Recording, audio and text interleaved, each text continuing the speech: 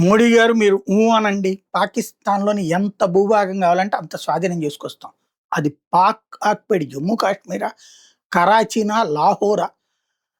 గత చరిత్ర చూసుకుంటే కరాచీ లోపల దాకా వెళ్ళగలిగాం. లాహోర్ దాకా వెళ్ళగలిగాం మన సైన్యం. కాకపోతే ఆ తర్వాతన అంతర్జాతీయ ఒత్తిడికి లొంగి ఆ ప్రాంతాలు వదిలేయాల్సొచ్చింది. లేకపోతే పీఓజేకే ఏనాడో మనదయ్యేది. బంగ్లాదేశ్ వారప్పుడే.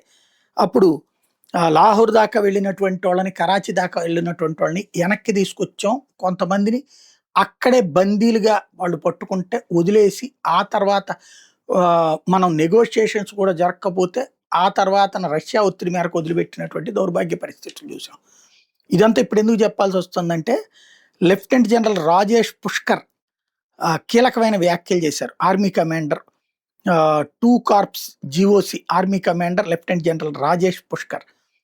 ఆపరేషన్ సింధూర్ అన్నటువంటిది చాలా చిన్న ఇష్యూ. కేవలం 4 రోజుల్లో పాకిస్తాన్ మోకాళ్ళ మీద వచ్చి నుంచుంది.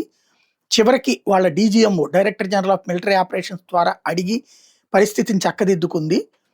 అదే ఇప్పుడు ఆపరేషన్ సింధూర్ 2.0కి మేము రెడీగా ఉన్నాం. ఎనీ టైం మేము అటాక్‌కి సిద్ధంగా ఉన్నాం. మోడీ సర్కార్ అంటే చాలు ఆపరేషన్ స్టార్ట్ అయిపోతుంది.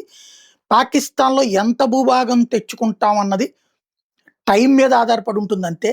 ఇండియన్ ఆర్మీ ఫుల్‌గా ప్రిపేర్ అయ్యింది. ఓవరాల్‌గా air, land, sea any moment అటాక్‌కి సిద్ధంగా ఉన్నామని చెప్పుకొస్తున్నారు.